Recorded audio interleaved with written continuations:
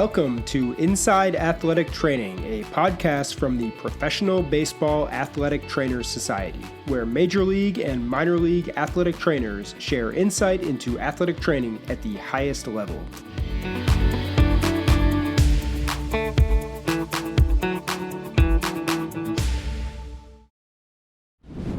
This week on Inside Athletic Training, we welcome in Rafael Freitas, the head athletic trainer for the Pittsburgh Pirates. Enjoy the show. All right, Rafael, welcome to Inside Athletic Training. We're happy to have you on for the 24th episode of the show here. We like to start each episode, as listeners know by now, by asking our guests to share some information about PBATS, the Professional Baseball Athletic Trainers Society, what PBATS has meant to you in your career and how it's kind of helped you throughout the way. Yeah, thank you very much, Sam. I appreciate you having me on the 24th episode of this podcast. But PBATS for me has meant a lot because that's how I got my foot in the door in professional baseball. I remember when I was in grad school at Florida International, I applied pretty much for every single job that I saw on the PBATS website. And eventually I was able to land an interview with the Cincinnati Reds, and that's where I got my first job in professional baseball. So I want to give a shout out to Thomas Vera because he interviewed me for that position, and I was lucky enough to get it, and that's where I started back in 2012. I also think that for students, athletic training students that want to get into the profession of baseball, PBATS is paramount for them to check very often. I remember as I was applying for these jobs, I was also constantly checking for internship opportunities on the website. I remember that I was also fortunate enough to be able to land one with the Tampa Bay Rays for the summer after I graduated from my master's. But thankfully, I got a full-time job with the Reds, so I couldn't really complete it. So again, for young athletic trainers that want to get into baseball, you have to check the website often, keep checking the content. I think this podcast has been great as well to give other athletic trainers a little bit of an idea what it entails to be an athletic trainer in the minors and the major leagues. So this is great as well. From an overarching view, I think that PBATS has done a tremendous job at helping athletic trainers in the world of baseball. I know that our profession is extremely respected throughout the rankings, and I really have to thank all of the founding fathers of the society that started this a long time ago. Nowadays, I think PBATS does an incredible job during the winter meetings, making sure that they put a lot of quality work via our meetings, some of our educational seminars, as well as the product review. I think that the product review sometimes is a part that is underappreciated, but it gives us an opportunity to check what's new out there, any new technology, any new supplies that we can purchase in order to help our athletes. Also, recently, they started incorporating the physical therapists and the strength and conditioning coaches into our seminars during winter meetings, and I think that's been amazing because there's not a day that goes by in our day-to-day that we don't collaborate with that group. So just unifying them into the speeches has been incredible. So again, PBATS has paved my way to get to where I'm at. And I think that if you're a young athletic trainer, you have to keep checking the website for opportunities and ways to get into baseball. Mm-hmm. Yeah, that's great to hear. I know, the internship program has done a great job of allowing people to get their start. And there's so many men and women like you who kind of broke into the game that way. So it's great to hear that's still paying off for athletic trainers in college and young professionals. And you said PBATS, paved the way, and now that has led you to your third season as a head athletic trainer with the Pittsburgh Pirates. You have over a decade of experience in professional baseball, and we'll get into all that and your job and your duties and career path. But first, if you could share with the listeners a bit more about you. So where are you from? What was growing up like for you? Were you an athlete? And also, where did you find your passion for athletic training and sports medicine? Yeah, definitely. So I was born and raised in Brazil. I lived in Brazil until I was about 14 years old. And growing up, I became a fan of sports when I was 7 years old. I remember watching the World Cup 1994 that took place in the U.S., and that was my first experience watching sports. And then from there, I just fell in love with it. Not only soccer, but all sports. It became a part of who I am in my life. And obviously, like any young Brazilian, my goal was to become a professional soccer player. Unfortunately, I quickly realized I wasn't going to come to fruition. All the kids were way better than me, way faster. So I always had in the back of my mind that I wanted to do something with my life that involved sports, even though I wouldn't be a professional athlete. So once I moved to the United States, I thought that maybe my career aspirations in sports would have gotten a second life. So I started playing soccer, some volleyball, and then again wasn't good enough to make it to pro. So I kept looking at ways of getting involved with sports. Initially, I thought I wanted to become a sports agent, and then I realized that path included potentially going to law school. So that wasn't really my cup of tea. Then around my senior year, I started looking into physical therapy. But as I looked more into physical therapy, it involved a lot of office time. And I just wanted to be more outside, involved with the group and traveling with the group. And then it wasn't until my senior year of high school that I found out about athletic training.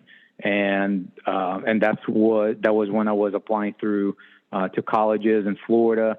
And then I realized that Florida State had an athletic training program. And I think for me, that was an easy choice. The first year, as a freshman at Florida State, they actually have a full class where it's just observation hours, just so they can make sure that's what you really want to do. So you go around observing all the sports, and eventually you have to apply. So after my first few observation hours, I knew that's what I wanted to do. I wanted to be around the athletes.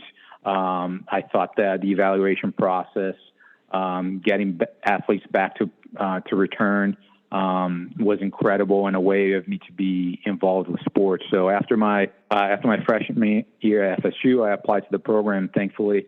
And thankfully I got accepted.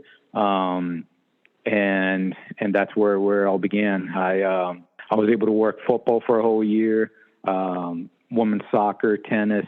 I had some repetitions in the high school setting. And then my last year was actually when I covered baseball, and then that's when I knew that's what I wanted to do. I had always been a baseball fan since I moved to the U.S. I watch pretty much baseball every single day, especially when I moved. That was a way of me to learn English, and I actually just fell in love with the sport throughout my years. And then once I worked FSU baseball, that's what I knew that was the sport that I wanted to do. I love the environment, the injuries. I love the day-to-day preventative. I love the games. And I thought it was a perfect fit for me, especially being able to speak Spanish. That's something that I really wanted to do, was get involved in professional baseball. Mm-hmm. And judging by just hearing you talk about your time at Florida State University and your time at FIU, clearly education is super important to you. I'm wondering, what you think are the key takeaways from your college experience and your master's degree experience that have kind of allowed you to flourish in the world of athletic training. Was it, hands-on experience? Was it learning from mentors and professors, or was there something else that you really gained the most from while studying in college? Absolutely. I think it's a little bit of everything, right? Because when you're in undergrad, you have to create your foundation of knowledge, right? So it's a lot of book work. It's a lot of observing. You have to understand the little things like anatomy. And personally, I think that was something that I took for granted when I was an undergrad, because I was so focused on getting a good grade that sometimes I forgot that I also needed to learn the material. So a tip for young athletic trainers there: don't take your undergrad courses for granted because that creates the foundation of your knowledge. So definitely when I was at Florida State in undergrad, just creating the foundation little by little, observing a lot, asking a lot of questions, and learning as much as I could from our supervisors. I remember when I first got started into Florida State baseball, Jake File, who's now the head athletic trainer for the Atlanta Falcons in the NFL, he was paramount in my growth. He taught me every step of the way, what he would do every day, why, and I got a lot of hands-on experience with him. So from arm care to position players, pitchers, to rehab progressions with shoulder and elbow injuries for pitchers and core injuries for hitters. I think that was the first time that I actually got to do an evaluation and take guys through a rehab program under his supervision. So, and little by little started getting acquainted with being more comfortable doing those things, Mm-hmm. So that was my experience in undergrad. And then in grad school, one of the things that drew me to Florida International is that even though it's a smaller school and they're not as renowned as others in the world of athletics, I was going to be able to have two sports where I was going to be the only athletic trainer. So I was going to have my own team. It was women's soccer and softball. So I definitely had a safety net with our director if I had any questions, but the day-to-day operations were falling on me. So bench coverage to first aid to initial assessments, rehab, communication with the coaches.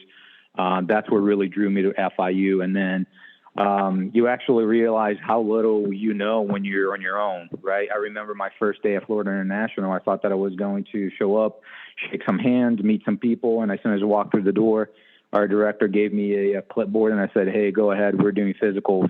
You got to start screening players." And then that's when you realize you're like, "Okay, this is real, right?" So you just got to put everything that you know into practice, and then just learn as you go. So I think the FIU was great for that. It built some confidence in me, and then it started helping me create my philosophy as an athletic trainer, right? Because as you go through undergrad, you learn a lot of different things. You ask a lot of questions. You meet a lot of people, but you really don't know what your philosophy is, right? So it's pretty much through trial and error, working with players, talking to coaches, that you create your philosophy. So I think those were my big two takeaways from undergrad and my master's. I actually just started. I went back to school now, doing an online degree via Australian Catholic University for high performance sport. I had just missed that structural learning that I had in undergrad and my master's. And because I took some of those classes for granted, I wanted to get back into school and learn a little bit more, especially now that sports science and technology are such a big part of our day-to-day. I wanted to get more educated on those components. So hopefully I'll be done here with my other master's in about a year and a half. And it's been great. It's been very humbling. It's been a great challenge while I do my job as well.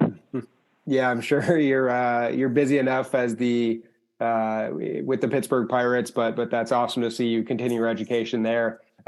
Moving on to after kind of the education phase of your life, you get into baseball. Tough to break in, as anyone knows, but once you're in there, there's so much learning and so much going on and so much to understand as a new person in professional baseball. Talk a bit about what it's like getting into the world of professional baseball as an athletic trainer and the path you took through the minor leagues. I know you spent time in Dominican winter ball with the Arizona Diamondbacks and other stops in the minor leagues, but what is that minor league experience for those interested in getting into the game? What does that experience mean to you overall and to your career? Absolutely. I think that going through the minors is paramount if you aim to be a major league athletic trainer, because I think that once you get into the world of baseball, it's like learning a new language. There are so many processes, there's so many systems that are in place that you just don't have exposure to.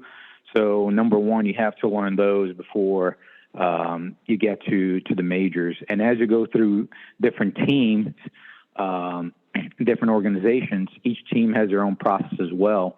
But bottom line, I think you have to start through your rankings in the minors.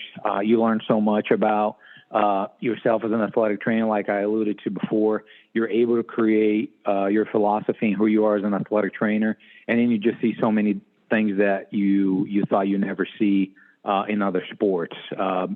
Baseball injuries can be very specific.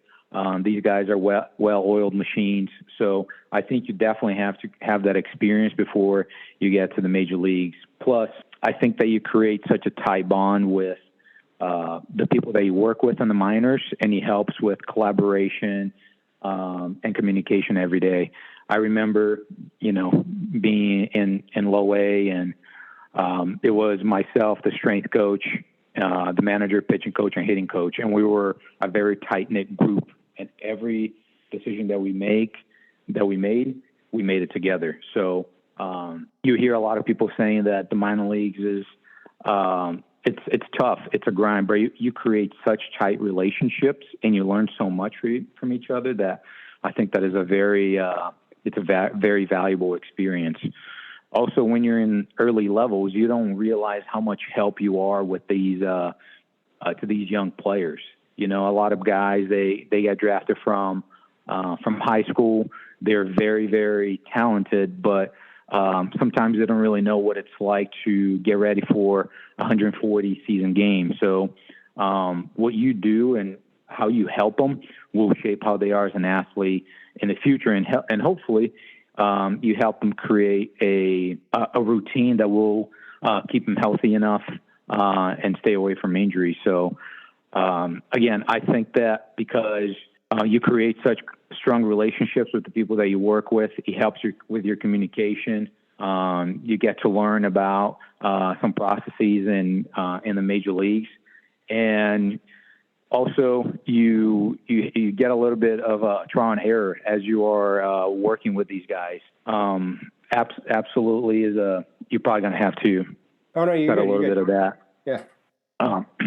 One thing that I also recommend is if you're able to work in the Dominican Winter Ball and the World Baseball Classic, those are incredible experiences in the minor leagues. I remember I was a Dominican Summer League trainer with the Cincinnati Reds, and I got the opportunity to work with the Toros of the Winter Ball in the DR, and that was a great experience for me. As a young athletic trainer, I had never worked with major leaguers or with veterans, and that gave me a lot of confidence when I worked winter ball. So, again, keep looking for opportunities, and definitely don't overlook your time in the minors, because it's going to be very valuable in the future.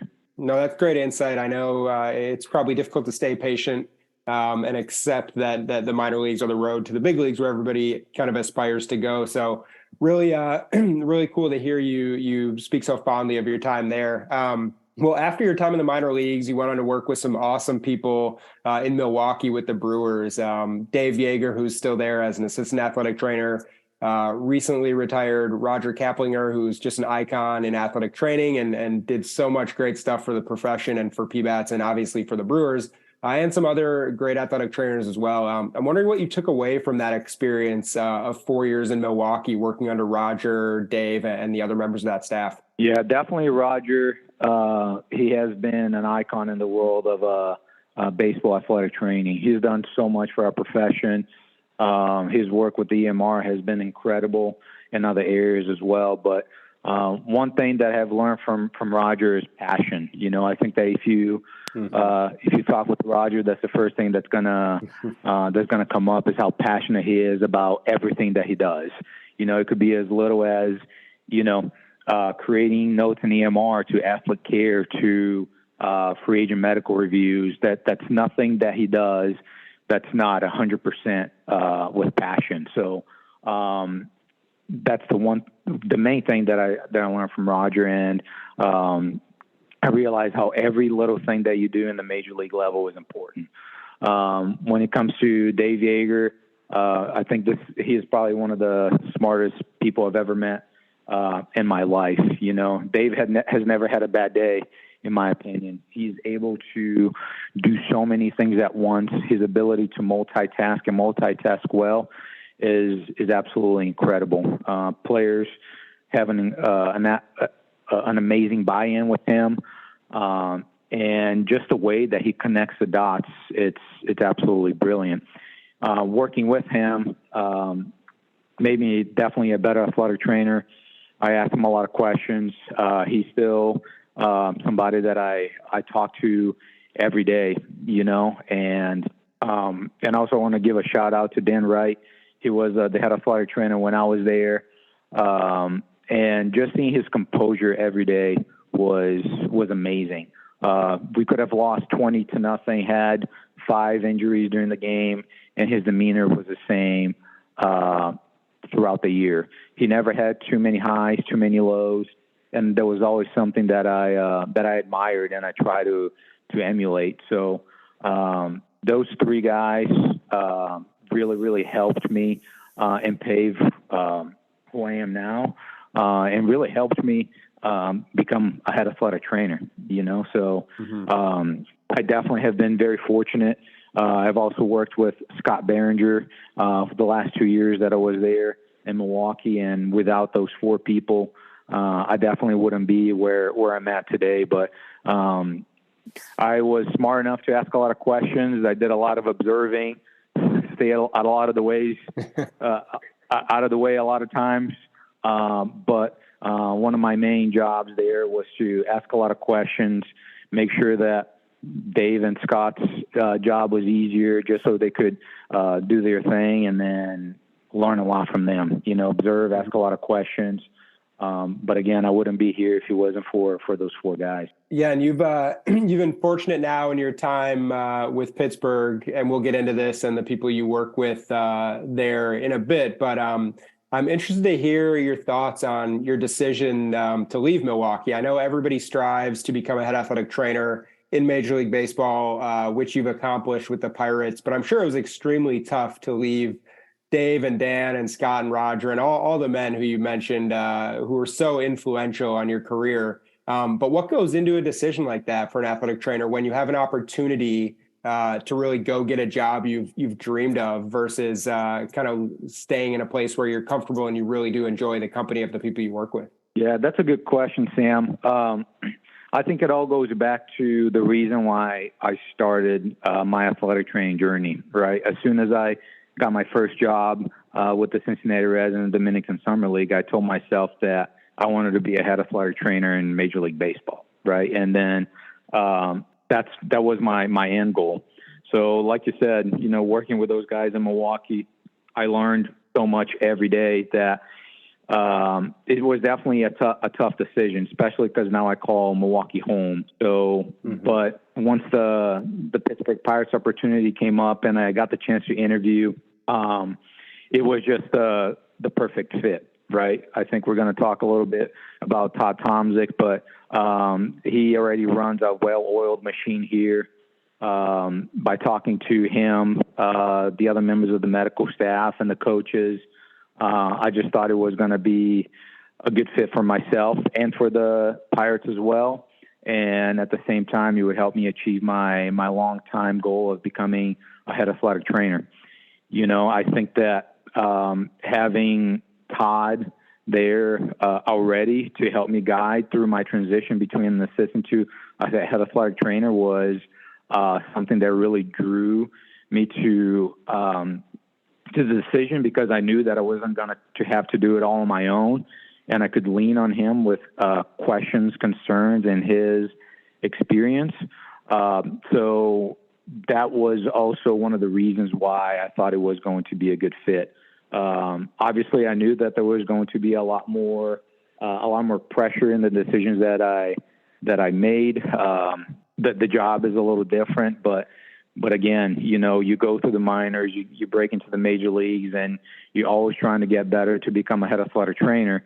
And once that position becomes open, and there's only so many times that positions like that are going to be open. So you have to grab it and go for it. And I think that I made a perfect decision, even though like you said, I had a great time with Milwaukee, great mentors, but that doesn't mean that I don't still keep in touch with them. I think that even with members of my previous organizations, with the Cardinals, Diamondbacks, Reds, and undergrad, you keep those people in the corner, ask questions, and use them as a resource whenever things come up that you have questions. So, again, even though it was a very tough experience to leave a place where I was very comfortable with, leaving home, I think that I made the right decision. Has been a healthy challenge. It's been a big growth opportunity. And I'm very glad to be a Pittsburgh Pirate now. Yeah. And then obviously a challenge is something, you should never shy away from. And you've been a testament to that in your career. One person who you did mention that probably made the transition a bit easier is Todd Tomczyk. And Todd leads the staff over there in Pittsburgh. He's born and raised there. He just really cares about the organization. And honestly, anyone who knows Todd, probably one of the nicest guys you'll ever meet, and especially in baseball. Can you talk a bit about what it's like being around Todd at this point in his career and his wealth of knowledge and just how he has an impact on the day-to-day of your career at this point? Yeah, absolutely. Todd was paramount to my transition here to Pittsburgh. I actually felt very bad when I first got the job because every day I come up with a list of 10, 15 questions, and we just sit down for about an hour on the phone, and he would just and I just fire away things at him, But one thing that I really learned from Todd is his level of preparedness every day. There's not a single question from front office players, other members, that Todd doesn't have 3 answers for. He thinks ahead like nobody I've ever met. I don't think there has been a situation where he answered I don't know to a question. And if he does that, he says, I don't know, but I'll shortly find out. But the level of detail of the things that he does and the professionalism, I think were the main things that he was able to help me with. It's also there's probably no such situation or circumstance that Todd hasn't seen in the major leagues, being with injuries or tough situations or conflicts, and he's been a great sounding board for me. But also the main thing that Todd allowed me to do was to shape myself as a head athletic trainer. So he doesn't want me to be like he was as a head athletic trainer, but he's always there as a safety net in case I have any questions or he has any suggestions, concerns. So it's been great working hand in hand with him. And if it wasn't for him, I don't think I would I'd be where I'm at. And I also have to give a shout out to Tony Leo. Tony has been in the major leagues for over 10 years. He is a great help every single day. He's seen everything. He's done everything. So having those 2 guys in my corner have really made my transition into a head athletic trainer way easier than I ever expected. So yeah, it's definitely good to have those guys in my corner. Mm-hmm. Yeah, Tony and Todd are just 2 of the nicest guys and consummate professionals, and you're spot on when you say having those guys in your corner must be a huge benefit every day, just to your growth and also your development with the Pirates. But taking it back a bit again, you've talked about some really impactful athletic trainers. But when you were getting started, before you met, Scott, Roger with the Brewers, Todd with the Pirates, did you have a specific mentor when you were first coming up in the minor leagues that kind of showed you the ropes of how baseball actually worked as an athletic trainer? Yeah, definitely. Like I alluded to before, Tomas Vera with the Reds, he helped me get my foot through the door. So he's always been somebody that I leaned on for questions, concerns about how I can shape my path to become a better athletic trainer. So I have looked up to Tomas for over 10 years now. once I made the transition to the Diamondbacks, I can't say enough good things about Ken Crenshaw, right? Just his leadership and how he can control a room, how he can build staff members, and, the level of expectations that he requires from all his athletic trainers really made me a better athletic trainer and shaped me who I wanted to be as a head guy as well. So Ken is somebody that I'm sure that not only myself, but many athletic trainers out there in the world of baseball look up to. And he's somebody that I talk to constantly as well. Whenever I have questions, tough conversations that I need to have, how do I communicate this, or how would I handle that? He has been gracious enough that he has never turned down a text from me, never turned down a phone call from me. So he's definitely somebody that I still look up to, and I did when I was in the minors. He has always pushed everybody around him to become a better athletic trainer, to look into new technologies, new techniques. He never allowed anybody to be comfortable, right? So up to this date, Ken is somebody that I'm happy that is in my corner. If you take a look around around Major League Baseball, there's a lot of athletic trainers that are either assistants or minor league coordinators, head athletic trainers that have worked with or under Ken Crenshaw. So he's definitely somebody that I've looked up to, and I'm happy that I can call him a colleague and a friend. Yeah, that's you mentioned Ken, and one of the all-time, basically legendary athletic trainers. The amount of people who we've talked to who have been impacted by Ken and his ability to teach and to help others grow is really incredible. So, obviously it's a benefit to having spent time with him, and we hear nothing but the greatest stories of him kind of mentoring other athletic trainers. And when the roles are reversed now, I'm interested to hear your thoughts on this. When you guys are hiring, whether it's an intern or a young professional to join your staff in the Pirates or even in the minor leagues, really just kind of giving someone their shot, is there a personality trait, educational accomplishment, or even a skill set that you guys look out for in particular as you move through the interview and hiring process? Yeah, definitely. That's a great question, Sam. I think that for me specifically, I'm always looking for young athletic trainers that want to make a career in baseball. I think that's number one.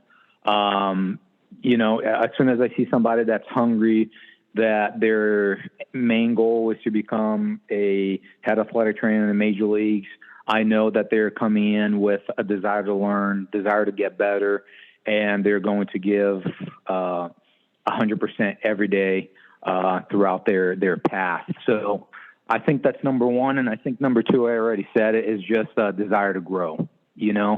I think that athletic training is growing so fast, and you can't stay stale. So if I see that somebody is hungry, that they wanted to continue learning, they wanted to continue to get better, I think those are the main two things that I look for. I understand that it's hard as a young athletic trainer to do continuing education classes and take other courses outside of your undergrad. So those can be accomplished later, and we can provide them the opportunity to do that. But if you're hungry to improve and you want to become an athletic trainer in the world of baseball, those are the main two things that I look for. There's also other traits like being a great team member, having some humility. I think those are very important as well. And after that, after your staff is formed and, you're in the grind of the day-to-day season like you are now, you're extremely busy, things moving a million miles an hour, treatment, post-game stuff, working with your staff. But I like to get more into kind of the duties of a head athletic trainer and how those have changed over the years. You've been in the game for a long time now. So I'm interested to get your perspective on how that has changed as a head athletic trainer versus your time as an assistant with the Brewers. Are you experiencing that there's more hands-on work when you're an assistant versus admin work when you're a head athletic trainer, and really just share with the listeners a bit about the difference in those jobs. Because obviously you have recently transitioned from one to the other. Yeah, definitely. When I was an assistant with Milwaukee, I had a Milwaukee Brewers phone, and I always made a joke that if I left the phone turned off for the 4 years that I was there, nobody would notice, just because I never had to really answer anything, So it was definitely a big change. I'm not saying that my duties as an assistant weren't as important, but they definitely involved less phone calls, less decisions. So, I did a lot of the ordering, a lot of the inventory, keeping track of the budget, a lot of housekeeping things that sometimes are not very valued, but they're definitely important to keep the well-oiled machine going. Mm-hmm. And definitely a lot of treatments, a lot of maintenance work, just taking care of a player's day-to-day needs, packing trunks, getting ready for travel. And obviously, as a head athletic trainer, if your phone is turned off for 15, 20 minutes, people will notice, right? So you're pretty much 24 hours on the clock.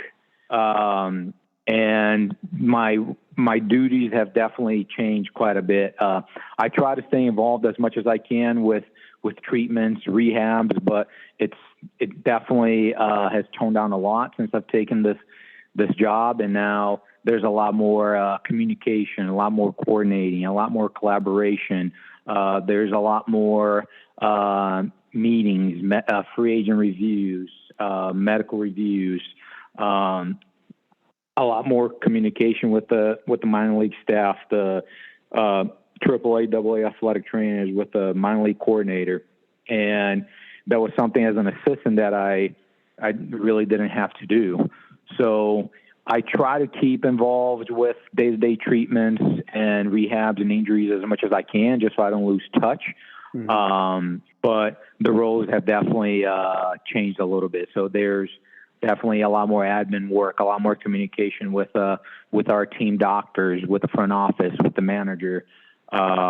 So there isn't a day that goes by that I don't have a meeting with the manager or the SVP or the GM. So mm-hmm. Those are some of the big changes that I noticed. But again, the core of being an athletic trainer is there. There's I'm still able to do assessments, treatments, rehab protocols, just not to the extent that I was doing when I was an assistant. And do you find, to follow up on that, do you find that you miss some of the more hands-on work that really kind of was the reason for you getting involved as an athletic trainer in college and in the minor leagues? And that, back in the day, that was kind of your main responsibilities. Do you find that that's something you miss these days, or do you enjoy the hybrid kind of atmosphere of being the head athletic trainer? I'd be lying if I tell you that I don't miss it, because I really, really do. I really enjoy being on the floor, treating guys, and getting touches. But again, this has always been my goal since I broke into the world of baseball, to become a head athletic trainer. So mm-hmm. It's definitely a healthy challenge. I definitely enjoy it. It's a little more stressful than being an assistant, but I've had a great time. I learned a lot in the last 3 years.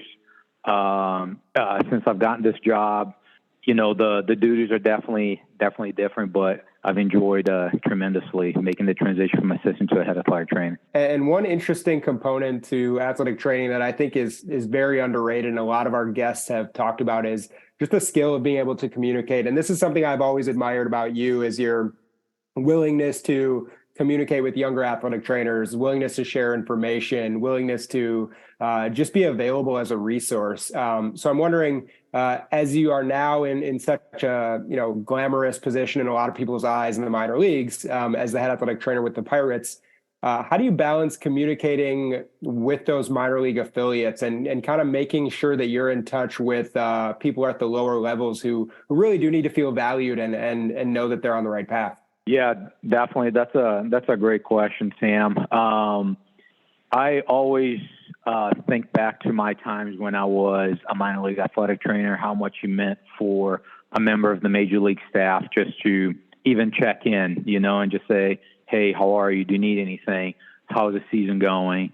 And I definitely can be better at that. I think that all of us can. Sometimes we get caught up into the season, and then we forget to check in on those guys. But I try to stay in touch with them as much as I can. Like I said, even when you just drop by and you send them a text, hey, how's it going? Or, hey, is there anything that I can do? Or if there's something interesting that happened, in their level with an injury, I try to just drop by and say, hey, good job with that injury. What did you learn? Or how was it? And just to get small touches throughout the year. But what I found more valuable is to be around them during spring training, because obviously during the season, everybody's so busy, and I just found the biggest bang for the buck was to communicate with them, be around them during spring training. We always have all of our minor league athletic trainers do a rotation with us during Major League Camp, and I think that gives us a lot of touches with them, gives them more comfortability being around us, asking questions, and knowing that we're available in case they have any questions, concerns. And it helps us to understand who they are as people and athletic trainers, So I think that for me, those 6 to 8 weeks that we're in spring training are very important for us to get our reps with our athletic trainers. And during the season, obviously, with AAA and AA, I have constant communication with them because they have a lot of our 40-man players. And then I try to just drop by a text here and there with our younger athletic trainers. And then during the off season, I try to call them at least once just to talk. It doesn't have to be about athletic training, but just to learn who they are, how I can help them. Because I always just I think about how much people have helped me get to where I'm at, and I just want to give back. Yeah, no, that makes total sense, and it's great to hear your sense of empathy, based around your experience, and knowing that just getting a text from you or Todd or somebody higher up within the organization could be super meaningful. And that's great to hear that you guys, really consider that as important over there. Speaking of Todd and the guys over in Pittsburgh, I know you're surrounded with so many talented athletic trainers throughout the year in Pittsburgh. So I want to give you time right now to recognize your assistants and just everybody in your organizational sports medicine department who helps make your job easier every day. Yeah, definitely a big shout out to Todd. He's been a great soundboard for me through my career as a head athletic trainer here with the Pirates. Tony for being my right-hand man. And also I got to give a shout out to our physical therapists, strength and conditioning coaches, and the other members of the medical staff, because if it wasn't for them, we wouldn't be able to do our jobs, right? I think I also gave shout outs to a lot of others that have influenced my path through athletic training and my career. So I also want to thank them as well. Yeah, obviously, you guys are doing a great job in Pittsburgh, and really cool to see kind of the staff that has grown under Todd and now you over there. So kudos to everyone on the staff there. Well, Rafael, thanks so much for joining the show. It's been great talking with you. To wrap up today's episode, like most of the listeners know by now, we're going to finish with a quick Q&A segment called Extra Bases. So I'll ask you 4 quick questions and let you share some insight about your favorite things in baseball and athletic training. So let's kick it off at first base. Outside of Pittsburgh, what is your favorite athletic training room to work in the big leagues? Yeah, I think that the New York Mets visiting training room and the Atlanta Braves visiting training room are definitely my favorite. They're very spacious, a lot of tables, hydro room, and office space. So you can't beat those two, in my opinion. Yeah, we've heard from a lot of guests that having space and proximity to where you need to be is super important. So obviously agreement there from you. Moving on to second base. I know you're probably biased here. Pittsburgh is as one of the best backdrops to watch a game from in all of sports. But do you have a favorite stadium outside of Pittsburgh to watch a game from the dugout? Yeah, definitely. I am very spoiled every day. Seeing our backdrop from the third base dugout here in Pittsburgh, so it's definitely my favorite. But recently, I actually went to Fenway for the first time as an athletic trainer, and I think that has become my favorite now. I remember about 13, 14 years ago, Fenway was the second major league stadium that I had ever been to, and that's when I started developing my love for the sport. And it was kind of cool going back there, working for the Pirates and being in the dugout. So Fenway right now is it's definitely my favorite to watch a game. There's so many details in that stadium. The Green Monster, the fans are great, and there's a lot of history there. So Fenway for sure. Very common answer. Can't blame anyone who loves watching a game from Fenway with the history, like you said, and everything within the Red Sox organization in the city. Speaking of cities, moving on to third base, what is your favorite city to visit while you're on the road, whether that's for, food or entertainment or just kind of walking around and seeing the sights? Again, I'm biased. My number one answer obviously is Milwaukee, because when I'm in Milwaukee, I get to sleep in my own bed, so I don't have to sleep in hotel rooms. But outside of Milwaukee, it's definitely San Diego in California. It's always 75 and sunny there.